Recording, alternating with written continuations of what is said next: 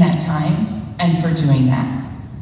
But what I also wanted to take a moment to talk about is sometimes it's not going to be so easy.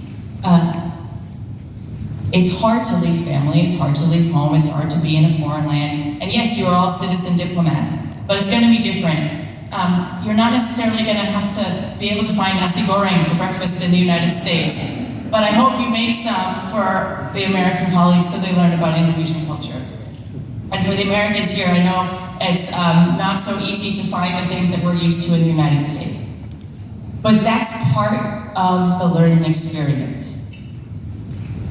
It might be sometimes a little bit harder because it's more foreign. What you know is what you research, right? You know about this field, you're an expert in this field. You may not be an expert in living in the United States and what that's like.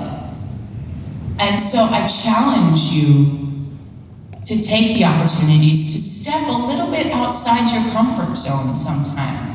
Because the learning experience and the connections you make are going to also need to be outside the classroom.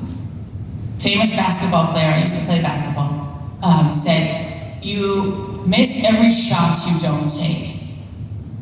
So I encourage you to take all the shots you're given. If you don't take that shot, you're never gonna know if you're gonna make that basket. It might be a little bit outside your comfort zone to go hike in Shenandoah Valley, or to go to like an authentic Texas barbecue, but do it. It's something new. It's a new part of the experience that might be the most unforgettable part, besides your amazing research and reports and papers that you're going to write, that everybody's gonna read and love. But that's gonna be what sticks with you, and that's gonna be what connects you to the United States of America. And those are gonna be the stories that you could come back and explain to your family and friends here in Indonesia, and really take up that mantle of citizen diplomat. So I encourage you to take those chances and step outside your comfort zone and look at the United States as your classroom. Look at the United States as your research facility. Look at the United States as your opportunity, not just the area in which you're working. And some of you will be in the US for a short time, and some of you will be there for many years. But either way, I hope that you take up that challenge and that mantle as well to explore beyond the academic institutions where you will be placed. Which brings me to my third point. Once you complete the program, when you come back as citizen diplomats, as Fulbright scholars, as alumni, you become part of the Fulbright family.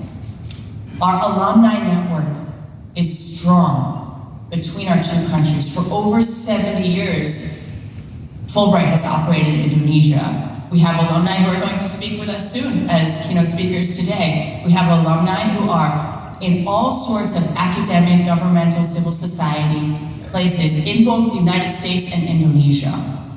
This network is priceless. This family supports each other. And so I encourage you to think about that as you walk forward in your role as Fulbright scholars and researchers, that now you are part of the Fulbright family, soon to be alumni of a Fulbright program, something that I hope brings gravitas to your careers and to your lives, but also brings connections with each other and with the rest of the Fulbright scholars, the Fulbright community around the world. And with that, I would like to close saying, once again, thank you for taking up this mantle. Thank you for participating in the Fulbright program, for doing incredible research, for being a citizen diplomat for your countries, and for then staying connected with us in the Fulbright family through Aminef or through the U.S. Embassy in Jakarta. Semoga sukses and sampai ketemu lagi.